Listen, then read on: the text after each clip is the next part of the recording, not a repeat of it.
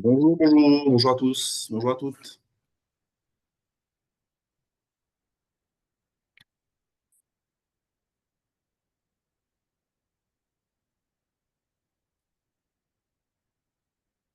Bonjour Marie. Bonjour. On est déjà à 82. Bonjour à toutes, bonjour à tous. Bonjour, bonjour, bonjour. On va laisser quelques minutes, le temps que tout le monde entre en gare. On est vendredi.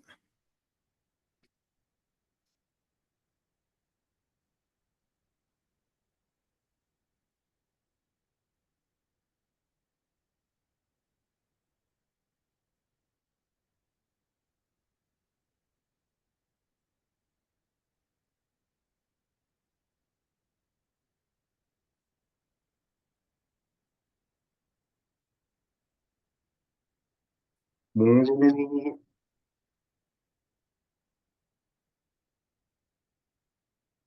Bonjour à toutes, bonjour à tous. On reste encore quelques minutes, le temps que tout le monde arrive. En tout cas, bienvenue pour ce webinaire.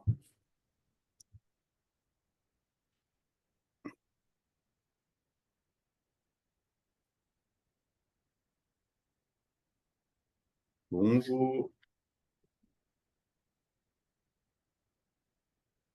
Salut, tout le monde se connecte petit à petit.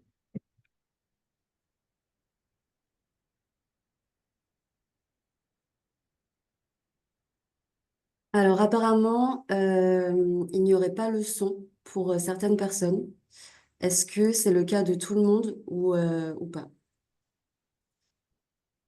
Je vois dans les questions-réponses que apparemment certains n'auraient pas accès au son. Ok, c'est pour ceux qui n'ont peut-être pas accès au son. Peut-être vous déconnecter, reconnecter. Malheureusement, j'ai pas d'autre solution, je pense. Les micros, normalement, vos micros sont désactivés, mais les notes devraient être activées normalement. Ok, super.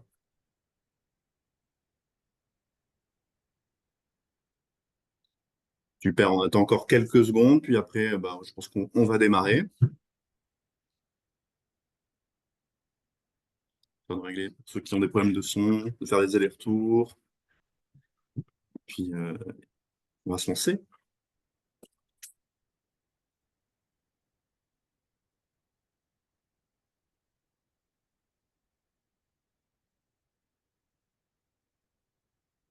J'attends 50. Allez, let's go! En tout cas, bonjour à toutes et tous et bienvenue pour ce premier webinaire Compteur Média de l'année 2025. J'espère que tout le monde va bien passer un début d'année aussi sportif et rempli d'actualités que celui de Compteur Média. En tout cas, j'espère que vous êtes contents d'être là. Nous, on est vraiment ravis ce matin de vous proposer ce webinaire sur les seniors en publicité en ce jour de Saint-Valentin. Et pour information, ce webinaire sera bien enregistré et vous aurez accès au replay dans les prochains jours, bien évidemment.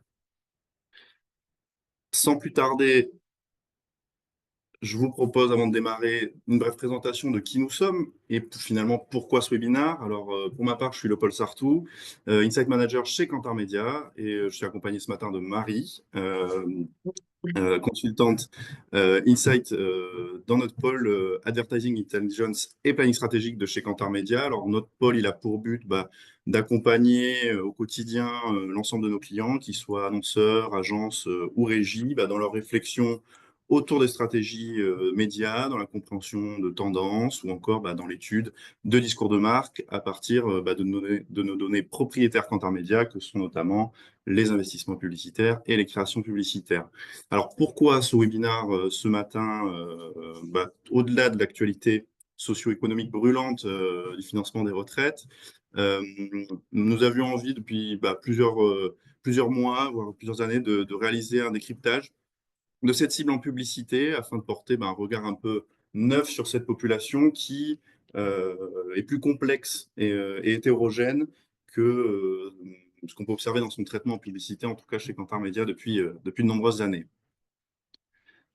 Sans plus tarder, on va annoncer le menu du jour de Saint-Valentin. Alors, on aura une première partie de contextualisation, ensuite un décryptage de tendances publicitaires, et puis, si on a le temps, quelques illustrations plus sectorielles, et enfin, des recommandations et un temps d'échange, questions-réponses. Donc, je vous propose de démarrer sans plus attendre. Donc, comme je disais, micro fermé, posez vos questions dans la cartouche questions et réponses. On essaiera d'y répondre en fin de présentation. On a un temps dédié à ces questionnements et on essaiera d'échanger là-dessus, via le chat. Avant de rentrer dans l'exercice publicitaire pur et dur, quelques éléments de contexte qui permettent de remettre en perspective quelques notions. La première, c'est la définition même du mot senior. Alors, premier questionnement, premier réflexe et déjà première ligne de flou. À partir de quel âge est-on, ou devrais-je préciser, est-on considéré comme senior? Est-ce que c'est plus 40 ans, plus 70 ans? Je vous propose, comme chez Quentin Meillan, on est assez fan des petits sondages, de démarrer histoire de se mettre en jambe avec un petit sondage. N'hésitez pas à répondre. Est-ce que c'est plus de 40 ans, plus de 70 ans, aux alentours de 65 ans? En plus, normalement, on est en présence ce matin d'un public de spécialistes du marketing et de la communication. Donc, ça va être intéressant de voir les résultats de ce point de vue-là. Allez, quelques secondes encore. Je vois qu'il y a quelques tendances qui émergent. Il y a quand même des différences notables, mais encore quelques secondes, puis là, on va pouvoir partager les résultats. On peut mettre fond au sondage rapide. Hop. Et alors, en résultat, on a quand même une majorité qui se dégage aux alentours de 60-65 ans. On est plutôt à partir de 60 ans, 65 ans. Il y en a même qui ont conduit 45 ans. Donc finalement, c'est aussi un petit peu diversifié dans les réponses, même si on voit qu'il y a quand même, on va dire, un consensus aux alentours de 60 ans. On peut se le dire.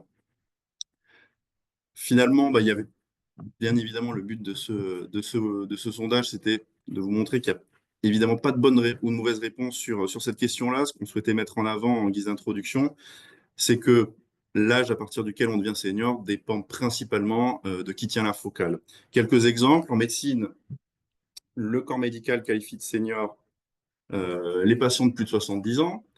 Selon l'INSEE, les seniors concernent la tranche d'âge des plus de 65 ans. Pour l'OMS, l'âge de 60 ans définit la notion de personne âgée ou de senior en anglais. Dans les sphères administratives, l'adresse, donc la direction de la recherche, des études, de l'évaluation des statistiques, estime qu'une personne est considérée comme senior lorsqu'elle est âgée de plus de 60 ans. Et hop, j'avance aussi. En marketing, le senior marketing regroupe les techniques de stratégie pour atteindre les plus de 50 ans.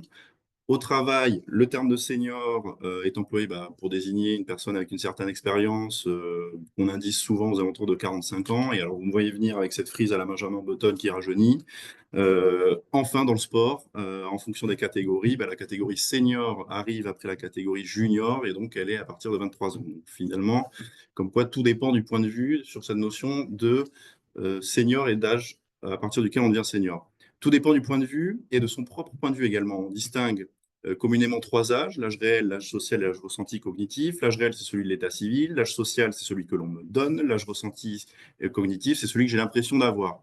Sur ce dernier point, chose intéressante, si l'on compare les courbes de ces deux âges, réel et ressenti, on observe que avant 25 ans, nous avons tendance à nous vieillir. Comme l'avait dit un certain Kylian M, on ne parle pas d'âge. Et qu'au-delà, on a tendance à nous rajeunir, et plus on avance en âge, plus ce décalage est grand, jusqu'à atteindre quasiment 25 ans pour les plus de 80 ans. Finalement, comme quoi, l'âge, c'est bien dans la tête.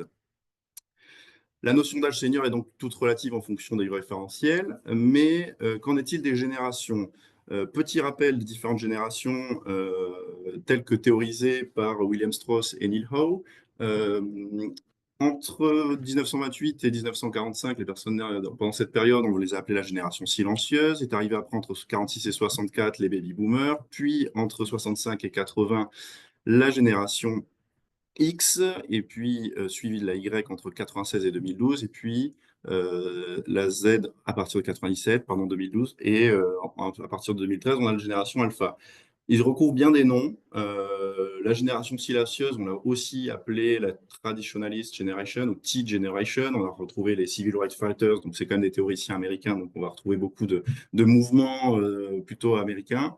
Mais aussi les 60 Years, qui étaient l'équivalent, en tout cas, côté bloc soviétique. On va retrouver chez les baby boomers, les hippies, les yuppies, la Vietnam Generation. La génération X, on les a aussi appelés les postmodernes, les Xers.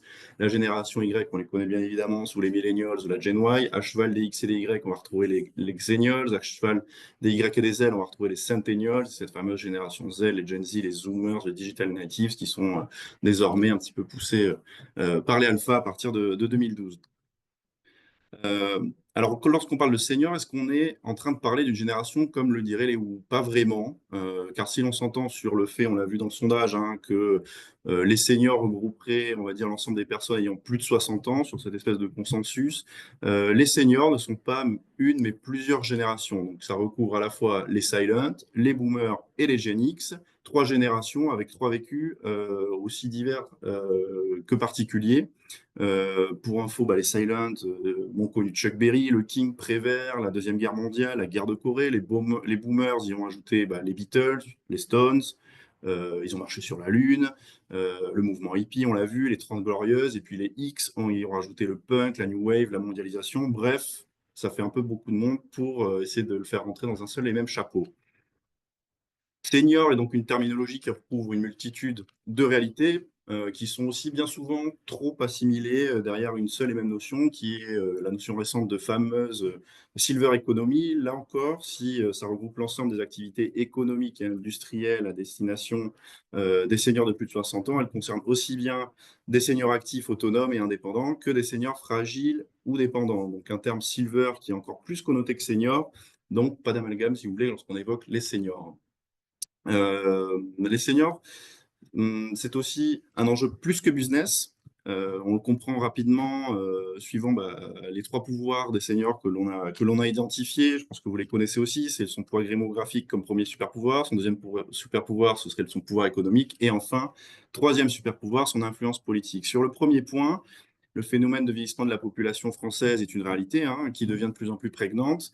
En l'espace d'un siècle, la France a divisé par deux la proportion de ses enfants dans la population et multiplié par trois la proportion des plus de 65 ans dans le même temps.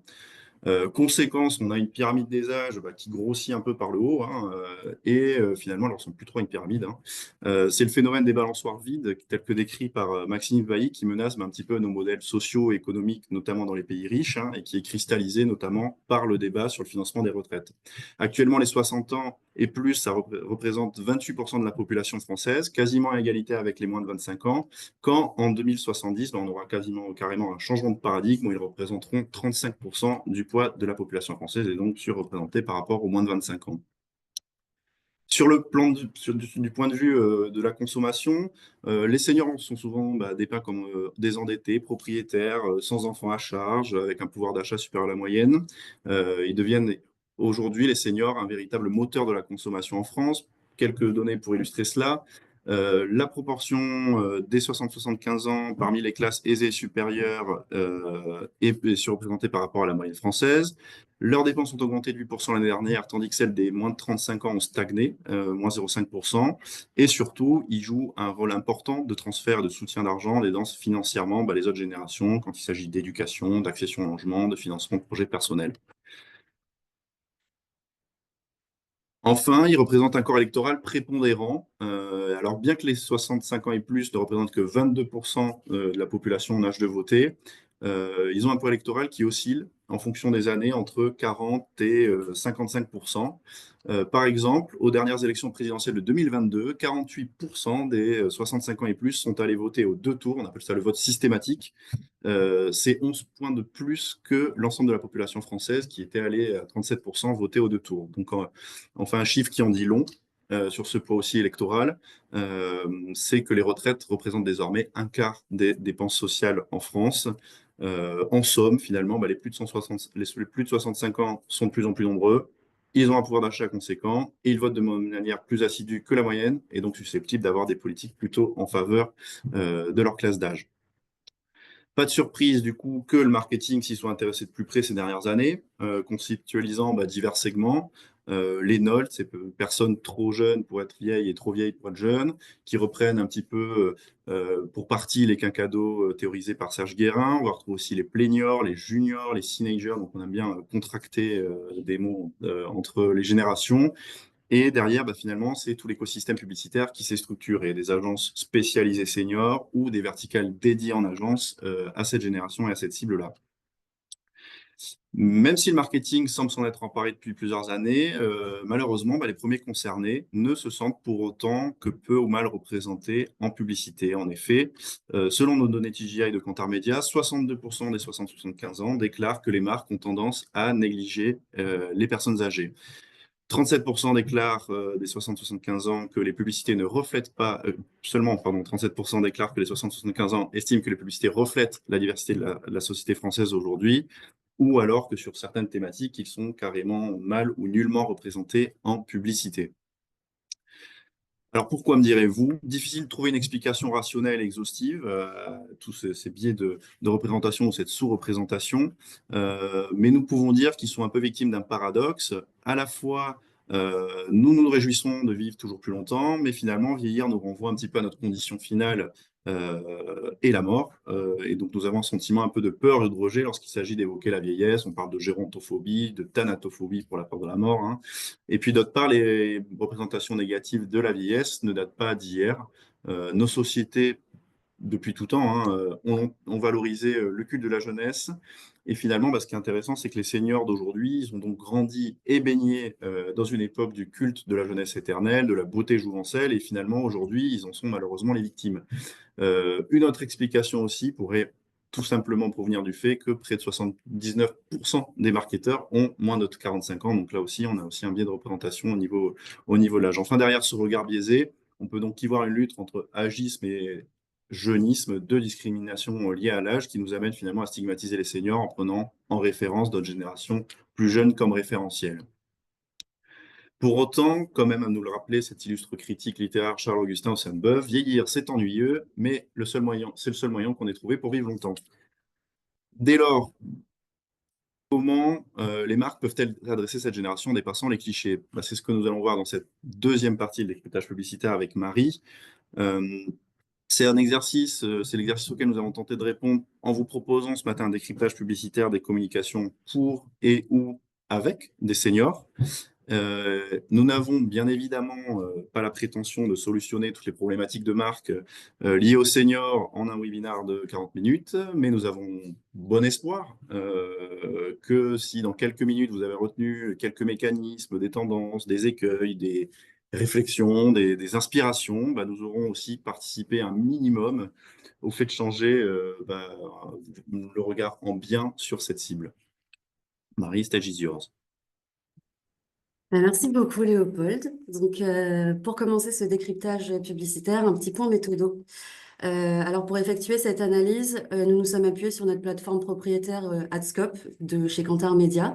Je ne sais pas si vous êtes toutes et tous familières et familiers avec cet outil-là, mais en gros, c'est notre outil de référence pour la veille et l'analyse des créations publicitaires sur l'ensemble des médias offline et online, et ce depuis 1997, de mémoire.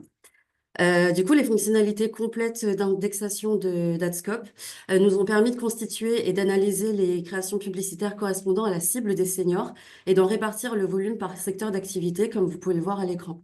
Notre premier constat est qu'on observe sans trop de surprise et de manière plutôt intuitive que certains secteurs sont prédominants dans les représentations de cette cible, comme par exemple les banques et les assurances, les services ou encore la santé. L'un des nombreux autres intérêts d'Adscope, c'est qu'on peut également profiter de sa mémoire active de la publicité, ce qui nous permet d'adopter une approche macro des évolutions des messages et des créations depuis plus de 25 ans. Et c'est ainsi qu'on a pu dresser notre deuxième constat autour d'une représentation de plus en plus importante, des seniors en publicité. Mais si on voit que ce constat quantitatif est plutôt positif, on peut vraiment se poser la question de la qualité des représentations de notre cible. En effet, on voit que quelques clichés persistent, évidemment, et rendent le ciblage de cette catégorie quelque peu opaque. C'est une confusion qui trouve son origine tout d'abord dans sa dénomination, parce que quand on parle de senior, quand on parle de ce terme-là, qui désigne les plus de 60 ans, finalement, l'imaginaire collectif nous les représente beaucoup plus vieux qu'ils ne sont, donc vraiment à leur extrême âge. On voit souvent que sur les banques d'images publiques, semi-professionnelles et professionnelles aussi, les représentations privilégient le quatrième âge, ce qui vient créer un véritable décalage avec la réalité. Et finalement, on voit que le senior en publicité, en règle générale, il est souvent dépeint à travers des stéréotypes d'âge comme celui du vieil aigri. On comprend bien que la volonté première des annonceurs, c'est pas de taper sur les seniors, mais que c'est plutôt de dire que si ma marque arrive à rendre le sourire à une personne âgée aigrie, qui est censée être vraiment le summum de la rigidité, alors c'est que ma marque peut vraiment tout faire. Et ce biais de représentation, qui est bien pratique en publicité, eh bien finalement crée une forme d'essentialisation. C'est-à-dire que on vient trop souvent réduire les seniors à une seule de leurs dimensions, qui en plus en trouve être un cliché. A contrario, on peut aussi très vite tomber dans le piège de passer d'un cliché à l'autre. Donc, bienvenue à l'antipode du vieil aigri, sous les traits du petit vieux rigolo, le petit vieux foufou, qui est habillé avec des couleurs criardes, qui exagère ses attitudes et ses expressions.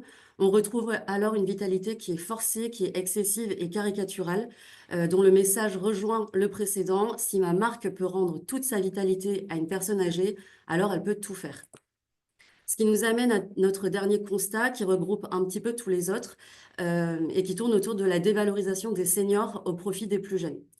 On est tombé sur une étude très intéressante menée par Dentsu France et Les Échos, Le Parisien Média en 2023 qui révélait que 78% des seniors estimaient être trop souvent opposés à la jeunesse dans la publicité. Et du coup, ça se traduit par deux grandes tendances. Donc la première, va vivre à travers le message senior égale passé, jeune égale avenir. Donc on retrouve des campagnes qui viennent associer l'évolution et l'engagement à la jeune génération et qui viennent cantonner les seniors à un rôle de spectateurs rigides et dépassés, ce qui finalement vient les exclure des enjeux de société et les minimiser dans tout ce qui va être prise de décision, dans l'évolution et dans la contribution à l'avenir. Deuxième grande tendance, ça va être la notion d'âme d'enfant, où finalement on conditionne la joie à la jeunesse par ces communications qui invitent à faire appel à son âme d'enfant ou qui s'adressent aux grands enfants, par exemple. On assimile un petit peu le fait de vieillir, pardon, à la perte de son audace, de sa joie de vivre et même de ses avantages. C'est un parti pris qui malheureusement invisibilise la richesse de l'expérience et l'épanouissement à tous les âges. Ce qui est un petit peu dommage, puisque souvent il s'agit de communications qui sont assez légères et complices, et finalement on voit qu'il y a un message sous-jacent se cache et c'est pas et n'est pas forcément valorisant pour toutes les générations. Donc, au travers de ces différents constats, une conclusion semble s'être imposée à nos yeux. C'est que lorsqu'on parle de seniors en publicité, on a une image prédominante qui se dessine, c'est celle du quatrième âge, et on n'en a pas toujours la meilleure image. On observe surtout qu'une autre tranche de cette population reste trop largement sous-représentée. Donc, on va avoir les 60-75 ans qui sont vraiment invisibilisés. Donc, ceux qu'on nomme early senior, nouveaux seniors, jeunes seniors ou encore même juniors ouvrent un nouveau chapitre de leur vie et on voit que finalement, leur réalité est rarement mise en avant en publicité. Eux qui sont à la croisée des chemins entre la vie active et la retraite, qui sont plus tout à fait jeunes, mais pas non plus véritablement vieux, ils cherchent désormais à se réinventer et ou à se retrouver afin d'appréhender ce que l'on considère comme étant l'acte 2 de leur vie d'adulte, où les aspirations et les enjeux se transforment. Donc voilà, notre webinaire s'intéresse donc spécifiquement à cette cible des 60-75 ans qui est en quête de sens et d'authenticité et qui cherche, et on va vraiment chercher à comprendre comment les marques peuvent mieux les représenter et leur redonner une place légitime dans leur communication.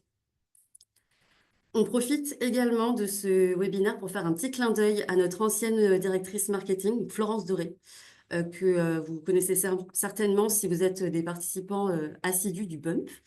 Mais voilà, pendant qu'on préparait notre webinaire, son départ à la retraite nous a fortement inspiré dans la manière dont on pourrait évoquer ce vaste sujet de la place des early seniors dans la publicité. Et on a repris son post LinkedIn et on a un petit peu réfléchi et on s'est dit qu'à travers les questions qu'elle se posait au sujet de ce que représenterait pour elle un départ à la retraite, on s'est demandé si nous, en tant que publicitaires et communicants, on se posait vraiment les bonnes questions nous-mêmes. Et en effet, si cette période est une période de transition, elle est surtout marquée par les doutes et les nouvelles interrogations qui viennent s'imposer. Donc, on a vraiment eu à cœur de rassembler dans les prochaines slides de décryptage publicitaire toutes ces marques qui ont su se mettre de côté pour écouter cette cible et l'accompagner dans ces nouvelles réflexions qui s'imposent lorsqu'on entame l'acte 2 de notre vie d'adulte. Donc, première réflexion la plus évidente, c'est que passé un certain âge, la question de santé s'impose avant même qu'on se la pose de soi-même. Donc, on va avoir des rappels médicaux, des prises de conscience personnelles. Et finalement, on va vraiment se poser cette question qui devient centrale, c'est comment préserver mon corps pour profiter pleinement de cette nouvelle phase de vie. Donc, on va avoir des annonceurs publics et privés qui prennent la parole pour sensibiliser et pousser la cible à prendre soin d'elle différemment, dans l'objectif de se maintenir pour continuer à profiter. Parce qu'en effet, les 60 ans marquent notamment l'automatisation des bilans de santé complets, les dépistages et détections des cancers, la perte de certains droits, etc. Bref, c'est pas franchement des sujets très réjouissants. Donc, pour éviter d'en détourner le regard, certains acteurs adoptent une tonalité plutôt rassurante et inspirante, comme on peut le voir sur la gauche, tandis que d'autres, comme l'Institut national du cancer ou l'association Valentin OI, axent leur communication sur l'humour et la provocation, l'essentiel étant de marquer les esprits pour inciter la cible à réagir et à agir. Suite logique des réflexions, notre corps, parce que avec l'âge, le corps évolue et parfois pas comme on le voudrait. Le lot de rides et de cheveux blancs, de pertes musculaires, etc., viennent vraiment marquer le temps qui file et qui nous échappe. Donc, vraiment, on va pouvoir se poser cette question, c'est comment je fais pour apprivoiser ces changements et pour me réapproprier mon image. 3 pistes de réflexion. Donc, la première, c'est d'aborder la transition avec douceur en la dédramatisant et en accompagnant les évolutions du changement en reprenant le contrôle sur ces changements-là. Deuxième piste, c'est de libérer la parole en normalisant les nouvelles problématiques telles que la poussée de poils chez la femme ménopausée ou encore les fuites urinaires. Troisième piste de réflexion, c'est on vient démocratiser ces nouveaux, entre guillemets, ces nouveaux corps avec des modèles inspirants et surtout accessibles. Alors oui, on voit comme dans la pub Horace en bas au milieu, que les mannequins seniors sont beaux et il n'y a pas de souci avec ça. Mais finalement, ils ne reflètent pas vraiment la réalité de la majorité. Donc, si représenter davantage de seniors est déjà un grand pas, si on peut éviter de créer ou d'alimenter des complexes via des standards de beauté, c'est encore mieux. Donc l'enjeu ici, c'est de pousser une représentation qui soit inclusive pour générer une identification réelle et booster la confiance en soi. Et la confiance en soi, ça passe aussi par son style vestimentaire. Donc passé 60 ans, on va entendre certaines injonctions, on va aussi se poser certaines questions du type est-ce que je peux encore tout porter? Est-ce que il y a un style approprié à mon âge? Est-ce qu'il y a des marques de vieux peut-être qui me sont destinées? Eh bien en fait, toutes ces questions-là, la mode prouve qu'il ne s'agit pas d'âge, mais bien de personnalité et d'expression de soi.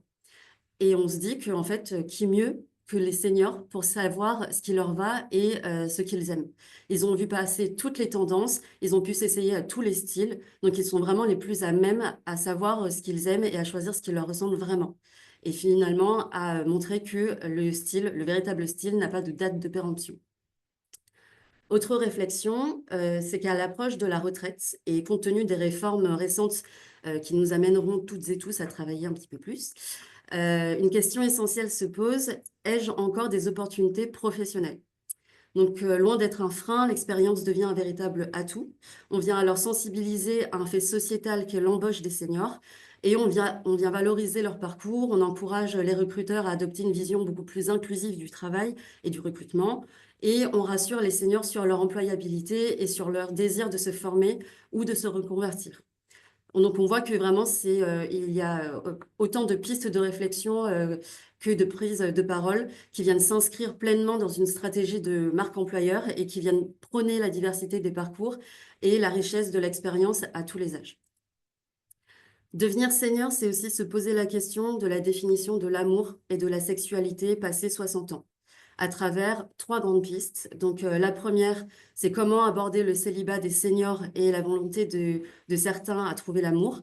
Eh bien, tout simplement en le normalisant et en ne faisant pas, pardon, de la volonté de certains de faire de nouvelles rencontres un truc de jeune, entre guillemets. C'est normal et c'est à encourager aussi. Deuxième piste, cela passe bien évidemment par la démystification du désir et de la sexualité des seniors pour lutter contre les stéréotypes du type après 60 ans, on ne fait plus l'amour, ou quand on vieillit, si on reste ensemble, c'est plutôt par habitude et par affection, mais c'est plus trop par amour. Donc on vient vraiment débunker ces a priori encore une fois, normalisant les relations des seniors. Et enfin, troisième piste, on peut aussi prendre la parole autour du fait de retrouver son couple, parce qu'après des années rythmées par la parentalité, une nouvelle étape commence. Donc on vient se redécouvrir, on entretient le désir, on cultive la tendresse et on vient redéfinir cet amour qui se retrouve plus mature et plus complice avec le temps. Et cette notion de vie mise un petit peu entre parenthèses au profit de la parentalité, des obligations sociales, familiales ou même professionnelles, on la retrouve aussi dans ses passions et hobbies mis de côté. Donc ça, c'est un biais créatif qui est souvent employé par les marques, qui est de la nostalgie heureuse. Donc on retrouve l'image des enfants qui viennent témoigner leur gratitude à leurs parents et qui viennent mettre tout en œuvre pour permettre à ces derniers de reprendre leur passion là où ils les avaient laissés. C'est une mécanique qui est sensiblement identique à chaque fois, comme vous pouvez le voir à l'écran, mais ça fonctionne parce que ça fait vibrer la corde sensible et ça touche et ça vient valoriser toute une génération qui peut se reconnaître à travers le fait de s'être mis de côté pour s'occuper des autres. Et c'est une bonne mécanique pour se positionner en tant que marque Love Brand qui permettrait de créer un lien intergénérationnel. Et ces liens intergénérationnels, donc déjà c'est dur à dire, mais c'est une transition toute trouvée pour moi pour cette slide-là, euh, pour la question de la place que l'on se réserve au sein de sa propre famille. Premièrement, on vient notamment parler de la génération pivot, qui désigne à l'origine les personnes qui doivent à la fois répondre aux besoins de leurs parents qui vieillissent, mais aussi de leurs enfants jeunes adultes, mais aussi parfois de leurs partenaires. C'est une génération généralement qui est représentée par les 45-65 ans, donc comme vous l'aurez compris, les aidants, mais qui tend à vieillir de plus en plus puisque les Français vivent globalement de plus en plus vieux. On retrouve aussi le syndrome du nid vide, qui est un sentiment soudain de solitude et de mélancolie qu'on ressent généralement quand nos enfants plutôt, quittent le nid familial pour l'université ou pour le travail, par exemple. C'est un syndrome qui concerne évidemment ces early seniors qui voient leur dernier rejeton partir, laissant un vide derrière eux. Et il est désormais temps de penser à comment on vient occuper ce vide et finalement, on se pose la question de bah, qu'est-ce que je suis maintenant si je suis plus un parent? Eh bien, si je suis plus un parent, je peux aussi finalement être un grand-parent. Et parce que oui, on peut pas parler des seniors sans parler des grands-parents, ou plutôt des babysitters. Parce que, en effet, on a de plus en plus de marques qui s'emparent de ces profils de grands-parents babysitters et qui viennent mettre en exergue, encore une fois, ces liens familiaux et intergénérationnels qui viennent mettre cette complicité en avant comme argument de vente en travaillant l'émotionnel. Mais si certaines études prouvent que les grands-parents qui s'occupent de leurs petits-enfants vivraient plus longtemps, eh bien d'autres études prouvent exactement le contraire, en affirmant que de trop s'occuper de ses petits-enfants pourrait nuire à notre santé. Et donc il faut s'occuper de soi-même. Et ça, les chicoufs, ils l'ont bien compris. Mais du coup, c'est quoi une ou un chicouf? Donc l'expression chicouf, elle a été inventée par Nicole Lambert, qui est autrice de la BD Les Triplés, pour désigner les grands-parents qui sont heureux de retrouver leurs enfants et leurs petits-enfants, mais qui sont aussi bien heureux de les voir repartir.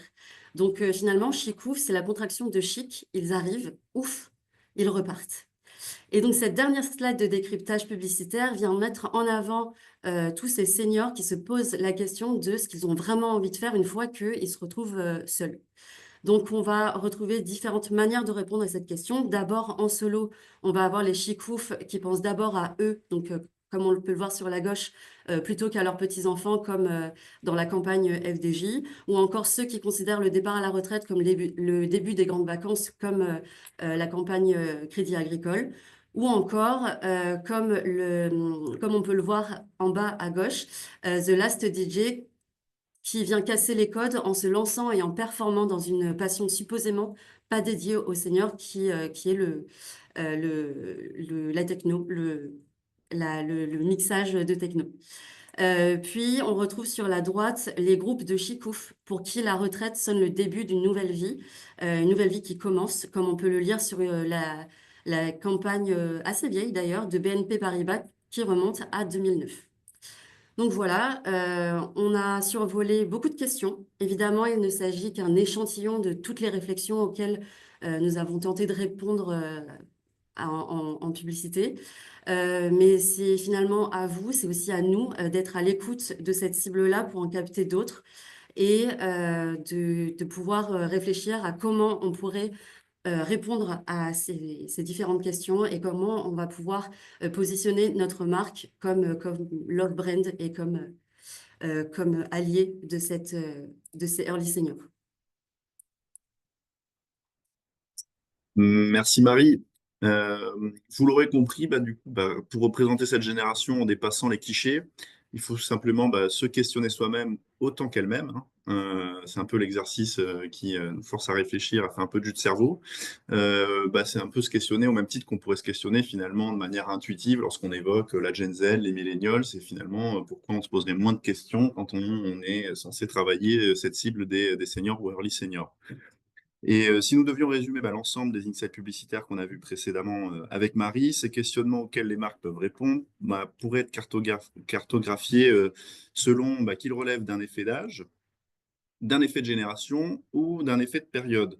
Je m'entends, un effet d'âge, c'est ce qui est lié au fait d'avoir un certain âge et qui est vrai en tout temps. Un effet de génération, c'est ce qui est propre aux individus nés à une période précise et qui ont un vécu historique commun finalement. Et l'effet de période ou effet d'époque aussi, c'est ce qui est contemporain, spécifique à une époque et pas forcément spécifique à un âge. Je m'entends différencier ce qui revient à un âge, à une génération ou à une période. C'est donc la première clé pour éviter certains raccourcis en marketing, en communication. L'effet d'âge pourrait être le syndrome du nid vide, pardon, se redonner une chance, retrouver son couple ou être une génération pivot. Ça n'a pas forcément de lien avec la génération ou la période, mais ça a plutôt en lien avec l'âge que l'on a. Derrière, l'effet de génération, ça pourrait être davantage lié au fait d'être la génération des babysitters, une génération qui a connu la libération de la parole, qui sait valoriser qui a besoin de valoriser son expérience, qui a plutôt un rapport dédramatisé à la santé. Et puis l'effet de période, là, ce serait plutôt des notions comme démystifier le désir, qui ne concerne pas forcément que les seniors, mais également lever les tabous pour les autres générations. La nostalgie heureuse, on va retrouver ce désir de chérir le passé et d'avoir cette empreinte nostalgique un peu. On va aussi le retrouver chez la Gen Z et chez les millennials. Et puis l'inclusion des nouveaux corps. Je pense que ça dépasse aussi le simple cadre des seniors, mais on voit finalement qu'il y a différents effets derrière ces différents questionnements. Ce que nous avons aussi apporté, alors je vois que l'heure défile, donc on va passer rapidement dessus, mais quelques illustrations sectorielles qu'on voulait vous mettre en avant par rapport au graphique que vous a présenté Marie. On voit finalement des services très représentés avec tout ce qui est finance, assurance, services, santé. Finalement, ce qu'on ne voit pas trop apparaître ici dans ce classement, c'est l'automobile.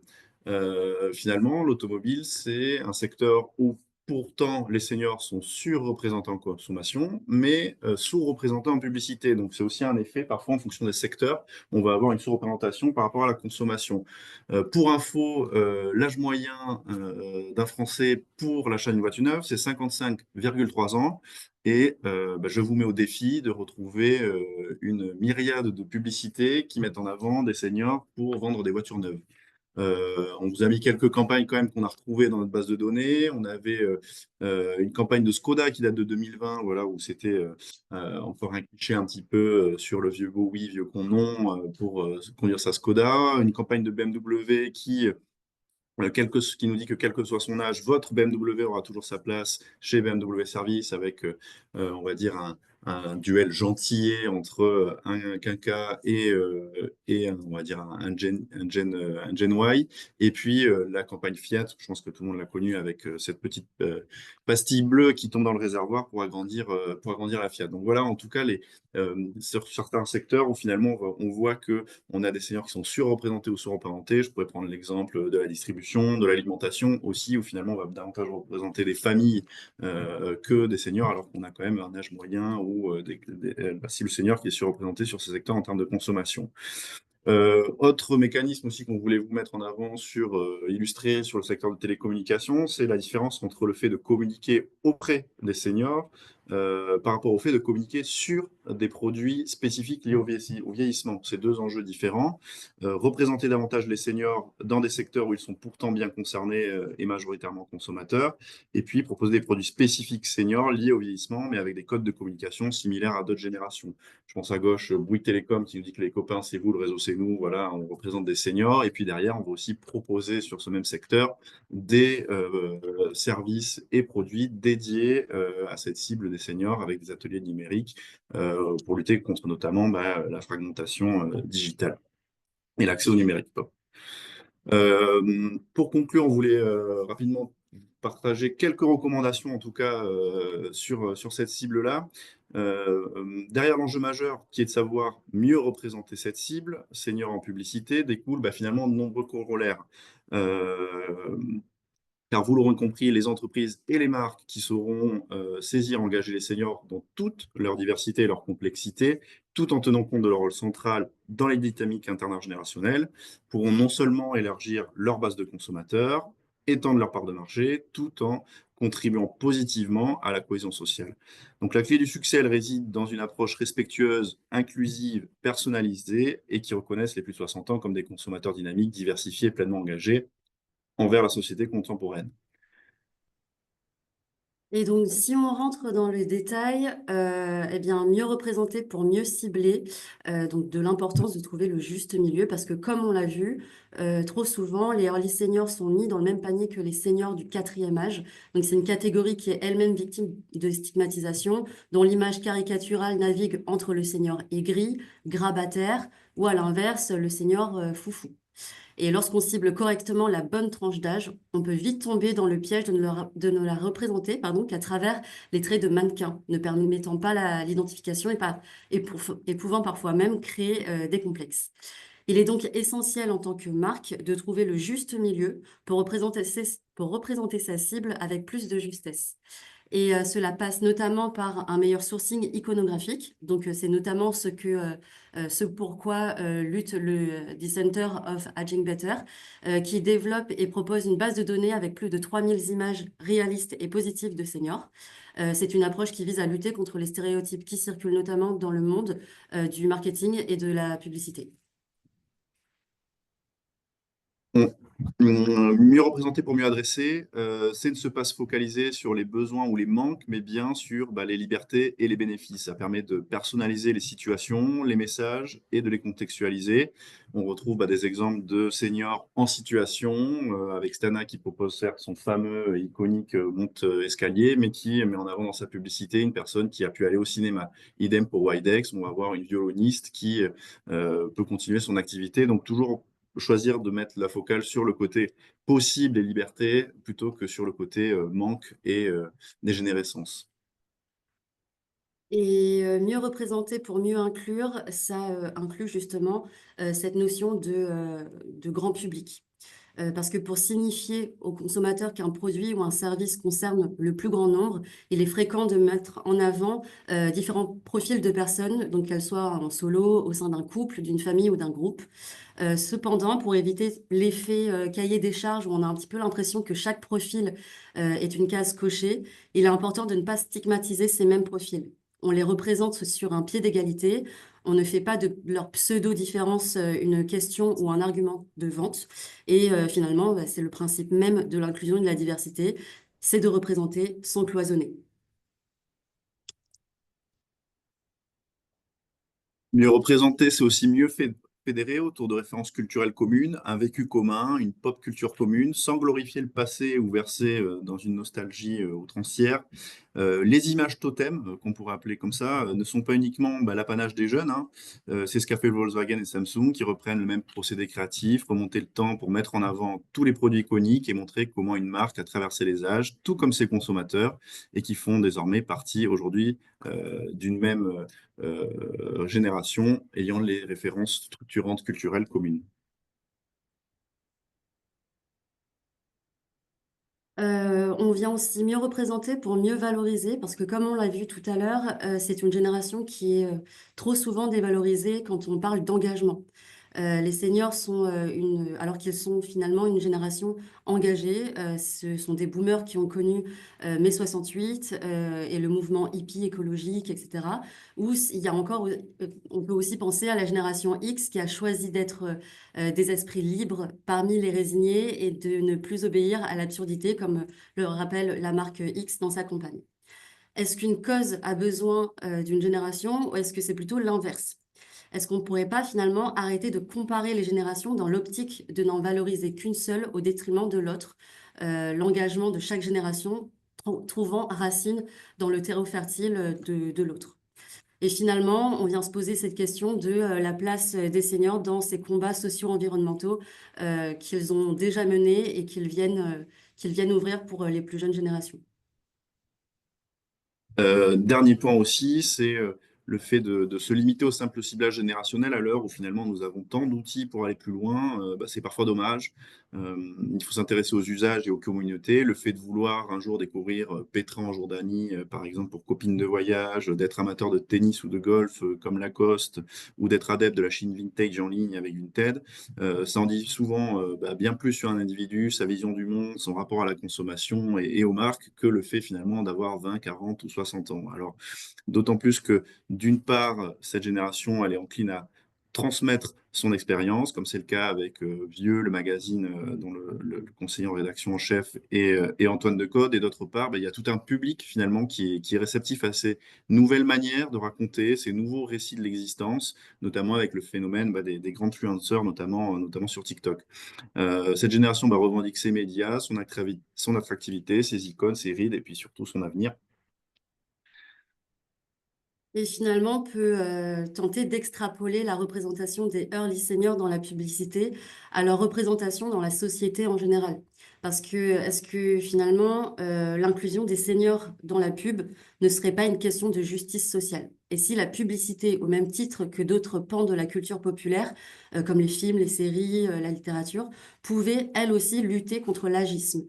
Grâce à une logique d'inclusion et de diversité, et en ne faisant pas de l'âge un sujet limitant et en ne pointant pas une communauté du doigt en disant qu'elle aussi, elle peut faire telle ou telle chose, on vient instaurer un traitement égalitaire de tous les profils. Et c'est dans cette volonté de dénoncer l'agisme que la campagne Age Without Limits du Center of Aging Better, dont on a parlé plus tôt, propose d'ouvrir les yeux sur ce que représentent ces petites phrases agistes dans le quotidien des seniors. Parce que, parce qu'aussi innocente que puisse être la remarque Ah, je suis étonnamment surprise que tu saches utiliser ton téléphone. Finalement, cette phrase, elle constitue une pensée limitante dans l'image que nos seniors peuvent avoir d'eux-mêmes. Morale de cette campagne, mais aussi de notre webinaire, on veut plus de représentation juste de early seniors dans la publicité. On veut les voir au volant de voiture, on veut les voir dansant et chantant à des concerts, on veut les voir en voyage, on veut les voir tester du maquillage, tester de nouveaux styles vestimentaires, tester plein de choses différentes. Bref, on veut juste les voir et on veut les voir dans la vraie vie.